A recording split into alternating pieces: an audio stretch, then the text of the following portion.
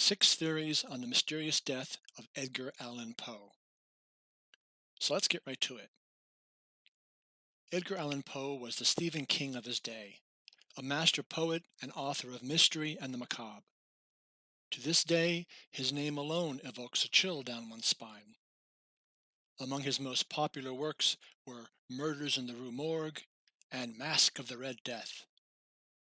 His life may have been cut short, but it was filled with brilliance, scandal, tragedy, and heartbreak. Perhaps fittingly, Poe's death was also long been cloaked in mystery, with competing, twisted theories as to how and why, in 1849, he vanished for a week, then passed away at only 40. Poe was forced to drop out of the University of Virginia due to increasing gambling debts. After a short time in the military, he went to West Point, but was ultimately kicked out of there as well. Poe moved to Baltimore, Maryland, which at the time was a squalid city of grime and grave robbers that proved the perfect inspiration for macabre and horror stories. He worked at various newspapers and magazines and began to write and publish his own poems and short stories. In 1835, Edgar married his 13-year-old cousin, Virginia Clamb. He was 27 at the time. They were married for 11 years and she died of consumption, aka tuberculosis, at only 24. The death of Virginia sent Edgar into a long downward spiral. Poe wrote that watching her deteriorate had rendered him severely depressed and insane.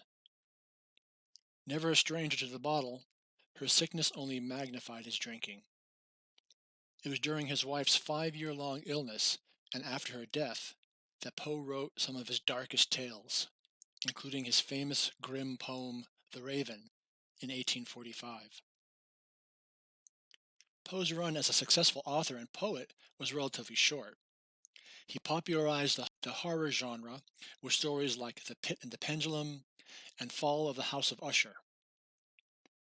Long before Sir Arthur Conan Doyle's Sherlock Holmes, he created the mystery genre in 1841 with his stories about French detective C. Augustin Dupin and The Purloined Letter and The Telltale Heart. In 1849, Poe had begun to turn a corner both mentally and financially. His career was better than ever. He was now a famous author who drew large audiences at his readings. He took his doctor's medical advice and was now sober. He'd even become a member of the Sons of Temperance. Edgar proposed to his first love, Elmira Shelton, who he had fallen in love with while in college. They were planning to marry after he took a short speaking trip to Philadelphia and New York. On September 27, 1849, Edgar Allan Poe left Richmond by train, bound for New York City. He got as far as Baltimore before suddenly vanishing for nearly a week. He never made it to Philadelphia, where he was to edit a collection of poems, nor to New York City for his speaking engagement. He was then to escort his aunt back to Richmond for his wedding to Elmira. Poe was never to leave Baltimore. For 5 days his whereabouts were, and continue to be, entirely unknown. He turned up on October 3rd in a shabby, delirious state outside a tavern called Gunner's Hall. This was the first anyone had heard or seen of him since leaving Richmond. It was raining on October 3rd when Joseph Walker, a typesetter for the Baltimore Sun, headed out to Gunner's Hall to vote. It was election day, and Gunner's Hall was a polling station for the 4th Ward.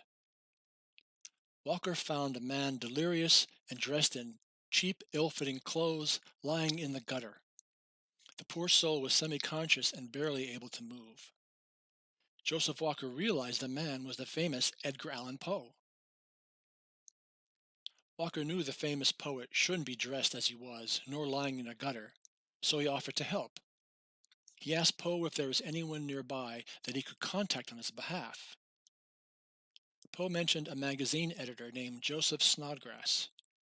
Walker immediately wrote Snodgrass a quick note urging his assistance and sent it by messenger. It read, to Dr. J. E. Snodgrass, Baltimore City, October 3rd, 1849. Dear Sir, there is a gentleman, either the worse for wear, who goes under the cognomen of Edgar A. Poe, and who appears in great distress, and he says he is acquainted with you. He is in need of immediate assistance. Yours in haste, Joseph W. Walker. Snodgrass arrived and took Poe to Washington College Hospital. There he stayed alone in a windowless room with an attendant physician, Dr. John Moran.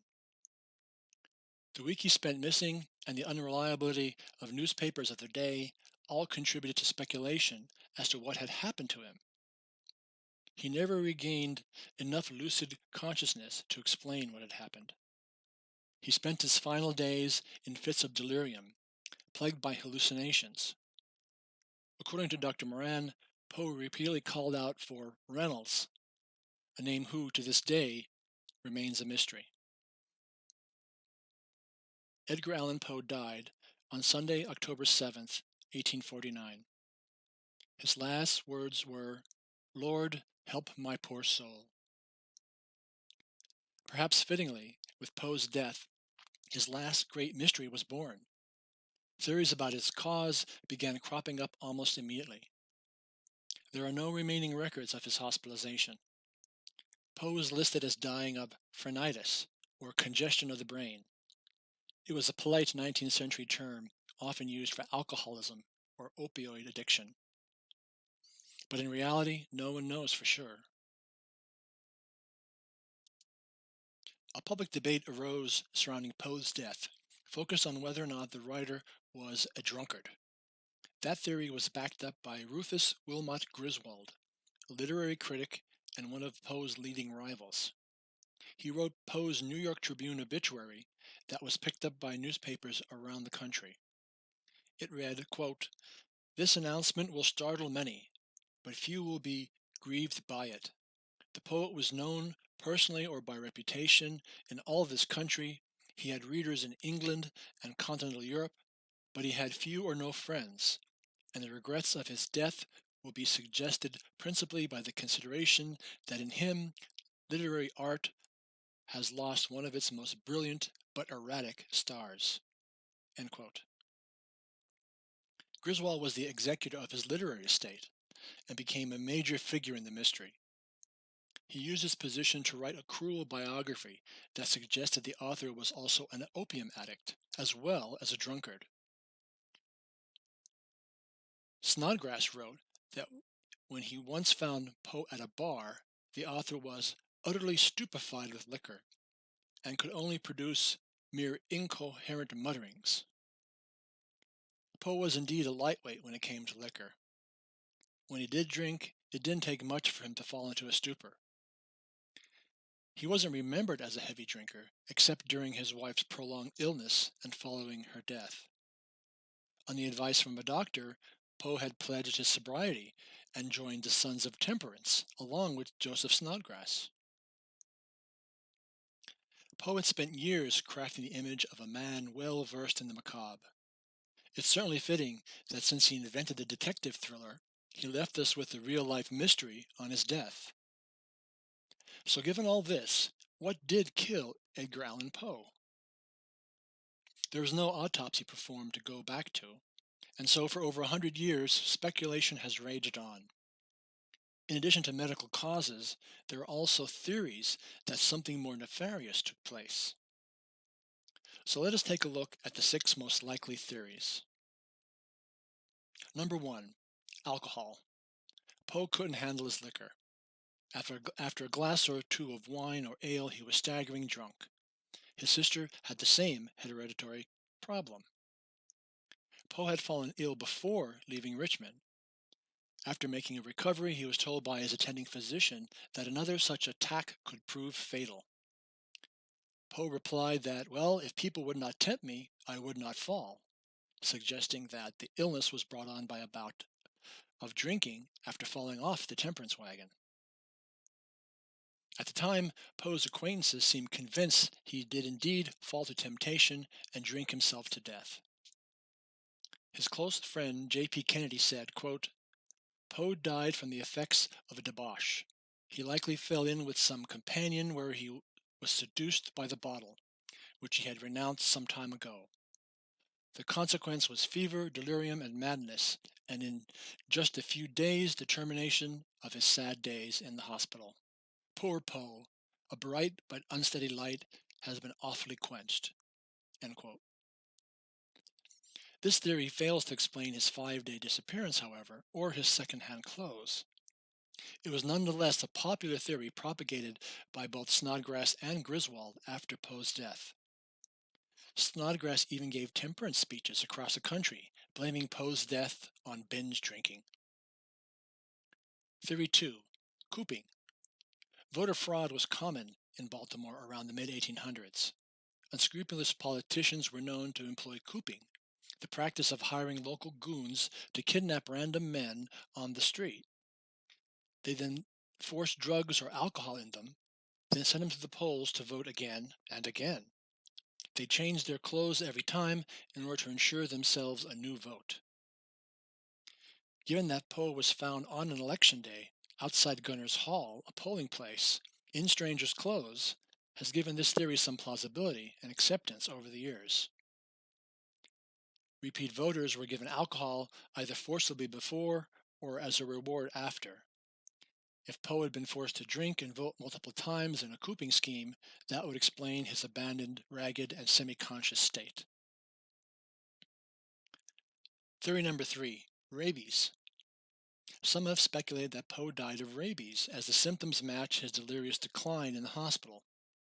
This is in part based on Dr. Moran's accounts, who said that Poe's madness had ebbs and flows, with periods of lucidness in between spikes of mania. Moran noted that Poe drank little water, which also matches up with the symptoms of rabies. Dr. Moran is something of an unreliable narrator, however, because he wrote down these observations many years later.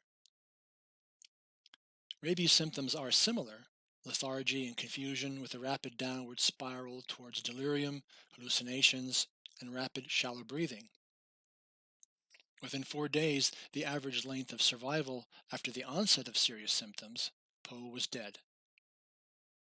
Rabies was a fairly common thing in the 19th century, with no vaccines yet.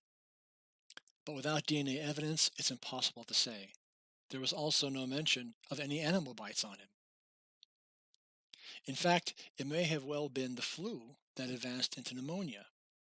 Before his fateful trip, Poe visited that Richmond physician, complaining of illness.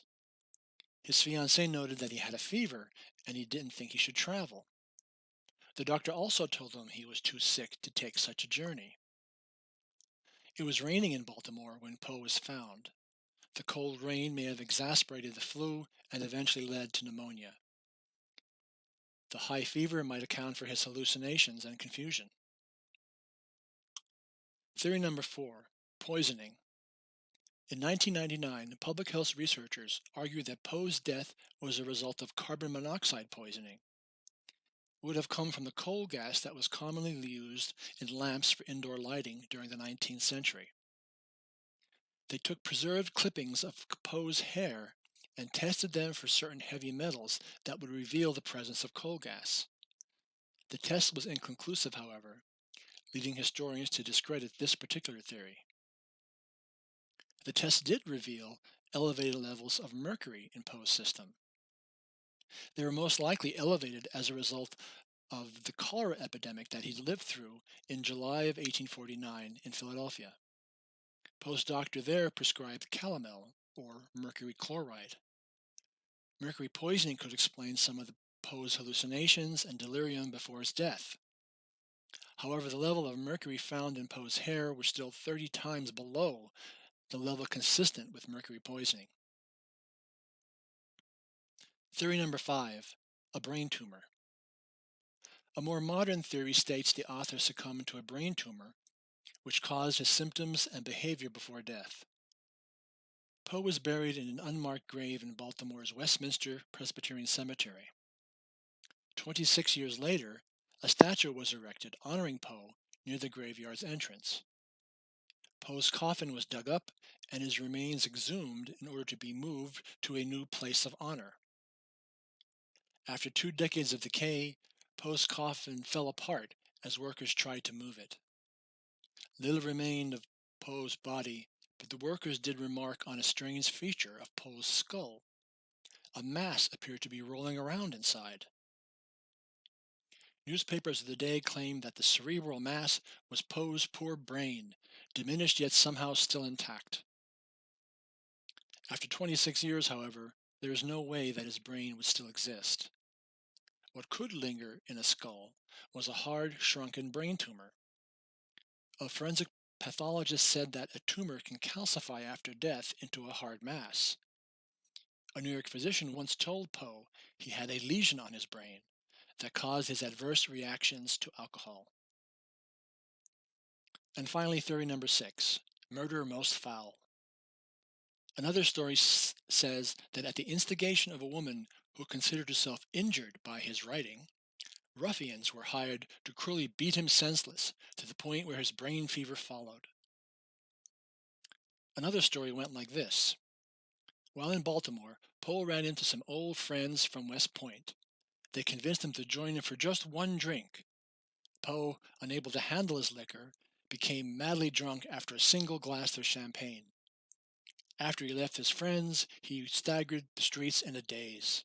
In his drunken state, he was robbed and beaten by more ruffians, then left delirious in the gutter until he was found in the rain the next day. Yet another salacious theory was that Poe was murdered by the brothers of his wealthy fiancée, Elmira Shelton. It claims that Poe actually made it to Philadelphia, where he was ambushed by her 3 brothers. They warned Edgar not to marry their widowed sister. Frightened by the threat, Poe disguised himself in shabby clothes and hid for a week before heading back to Richmond to get married. Her brothers followed Poe to Baltimore, however, beat him up, forced him to drink whiskey, which they knew would send Poe into his final spiral towards death. While all these theories are darkly entertaining, they're not very plausible or persuasive. So there you have it. None of the theories fully explain Poe's sad and pitiful end. Most likely, Poe's cause of death resulted from a combination of unfortunate factors. His works of mystery and gothic horror have been made into stage plays and numerous Hollywood movies over the years. There was even a fictional account of Poe's death in the 2012 movie The Raven, starring actor John Cusack as Poe. In death, Poe ironically embraced the old saying that life imitates art, with a mysterious demise worthy of his most eerie gothic horror. After over 170 years, people still speculate about what actually happened during that missing week in the life of Edgar Allan Poe. Will we ever know the truth? Perhaps it's best summed up by the poet himself. Quoth the raven, nevermore.